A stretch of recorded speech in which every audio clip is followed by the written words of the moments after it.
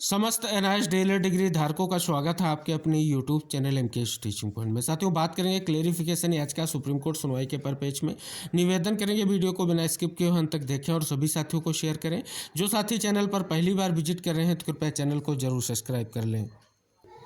साथियों, आप सभी के सामने केस का स्टेटस है। केस है Kaushik Das versus state of West Bengal का। डायरी नंबर है 52,409/2023।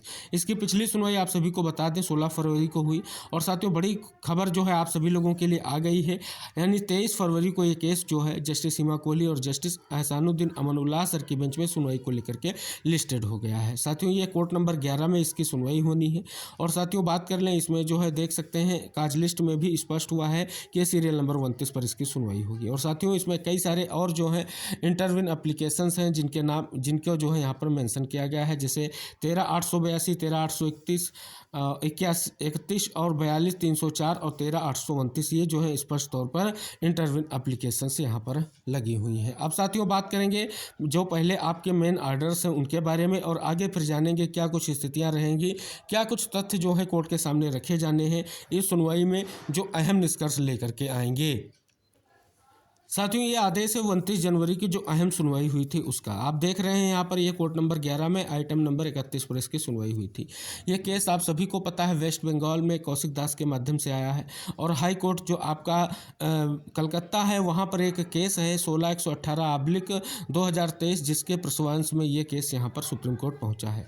ये सुनवाई भी सेम बेंच में हुई थी और सेम बेंच में ही फिर से केस लगा हुआ है।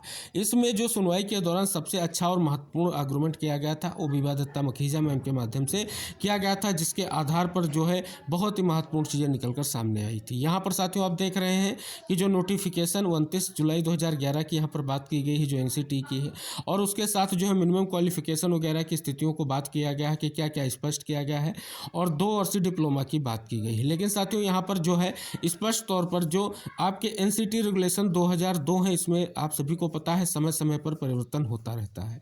अब साथियों, ये स्पष्ट तौर पर कोर्ट के सामने 2014 का जो रेगुलेशन है उसको रखा जाएगा। 2014 का रेगुलेशन क्या है आगे वीडियो में डिस्कस करने वाले हैं। और रिस्पोंडेंट की तरफ से साथियों बात करें, जयदीप गुप्ता सर जो हैं स्पष्ट तौर पर यहाँ पर देख सकते हैं, जयदीप गुप्ता सर जो हैं इनके द्वारा और इनके अन्य जो है एडवोकेट पैनल के द्वारा यहाँ पर अपोज भी किया गया है। आप देख रहे हैं हाई कोर्ट के आदेश को लेकर के चीज़ें स्पष्ट यहाँ पर लिखी गई हैं। तो अब साथियों, यहाँ पर जो है फिलहाल कोर्ट को जो है स्पष्ट तौर पर सुना गया, और जो 2014 के रेगुलेशन की बात की गई कोर्ट के सामने रखा जाएगा, उसके लिए 2 सप्ताह का समय दिया गया और 16 फरवरी को सुनवाई सूचीबद्ध की गई। अब ये आदेश साथियों 16 फरवरी की सुनवाई का है। आप यहाँ पर देख रहे हैं सेम बेंच में सुनवाई हुई है, लेकिन साथियों एक बड़ा जो है स्पष्ट तौर पर रुख देखने को मिलेगा कि यहाँ पर अगर याचिकाकर्ताओं के एडवोकेट में देखें तो विवादिता मखीजा मैम का नाम मेंशन नहीं है, यानी ये एग्रीमेंट करने को लेकर के जो है उपस्थित नहीं थी। अब कारण क्या हुआ साथियों, आप देख रहे हैं कि यहाँ पर फिर लिखा गया है कि 2002 जो रेगुलेशंस है उसको जो है कोर्ट में प्रेजेंट करने के लिए या उसकी कॉपी कोर्ट के सामने लाने के लिए समय चाहिए। इसके लिए कहीं ना कहीं पहले तो जो है कोर्ट की कड़ी फटकार लगी कि अगर ऐसा था तो पहले जो स्पष्ट तौर पर कोर्ट को इंगित कराना था। लेकिन साथियों फिर जो है कहीं ना कहीं फिर से जो है प्रेयर करने पर स्पष्ट हुआ कि ये केस आगे सुनवाई को लेकर के सूचीबद्ध किया जाएगा। अब एक आखिरी और अंतिम मौका ये मिला है कोर्ट से कि स्पष्ट तौर पर बातों को रखा जाए। हालांकि साथियों आप सभी को पता है इसके लिए प्रयास किया जा रहा है कि एक महत्वपूर्ण प्रयास और निष्कर्ष निकालने को लेकर के जो है कोर्ट के सामने 23 तारीख को सुनवाई होने जा रही है। साथियों, ये आप सभी के सामने गजट है जो प्रकाशित हुआ 28 नवंबर 2014 को।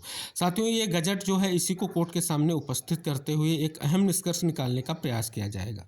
साथियों, बात करें इसके परिशिष्ट नंबर 9 में स्पष्ट तौर पर लिखा गया है प्रारंभिक शिक्षा में डिप्लोमा प्राप्त करने वाला मुक्त एवं दूरस्थ शिक्षा प्रणाली के माध्यम से प्रारंभिक शिक्षा में डिप्लोमा कार्यक्रम, यानी ये जो आपका पूरा का पूरा जो है स्पष्ट तौर पर रेगुलेशन है, इसमें जो है परिशिष्ट 9 में पूरा जो है एनआईएस डीएलएड को लेकर के को स्पष्ट किया गया है।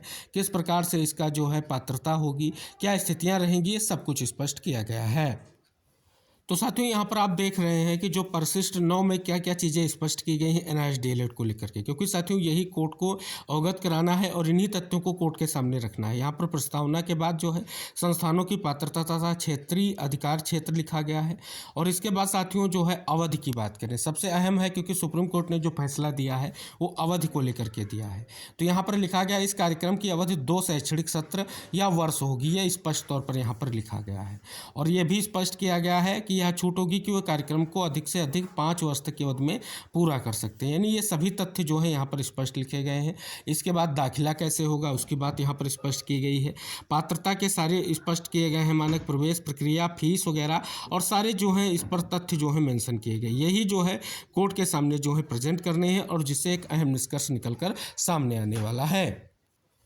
तो साथियों स्पष्ट हो रहा है कि क्लेरिफिकेशन याचिका स्पष्ट तौर पर बड़ा जो है निष्कर्ष लेकर के आने वाली है, क्योंकि साथियों जिन तथ्यों को लेकर के मखीजा मैम ने कोर्ट को अवगत कराने का प्रयास किया है वो तथ्य फिर से कोर्ट के पटल पर रखे जाएंगे। क्योंकि साथियों अभी तक अगर बात करें सुप्रीम कोर्ट का जो आदेश है उसमें 2010 की अधिसूचना को और 2011 की अधिसूचना को इंगित कराया गया है, और जबकि साथियों स्पष्ट तौर पर रेगुलेशन जो 2014 है उसको कोर्ट के सामने नहीं रखा गया है। तो साथियों कोर्ट के सामने ये रेगुलेशन 2014 रखा जाएगा और स्पष्ट तौर पर जो है जो आदेश है उसकी स्थिति की बात की जाएगी। तो आशा की जाती है एक अहम निष्कर्ष जो है निकलकर आगे आएगा और स्थितियां स्पष्ट होंगी। फिलहाल साथियों जो भी स्थितियां होंगी जल्द ही क्लियर होने जा रही हैं, और तमाम जो साथी हैं स्पष्ट तौर पर ऑनगोइंग भर्ती को लेकर के हताश लग रहे हैं उनको एक बड़ा जो है निष्कर्ष देखने को इस याचिका से मिलने वाला है। फिलहाल साथियों पूर्ण प्रयास यही है कि आगे की जो ये सुनवाई है पिछली गलती नहीं होगी, क्योंकि साथियों आप देख रहे हैं किस प्रकार से कोर्ट की नाराजगी देखने को मिली थी।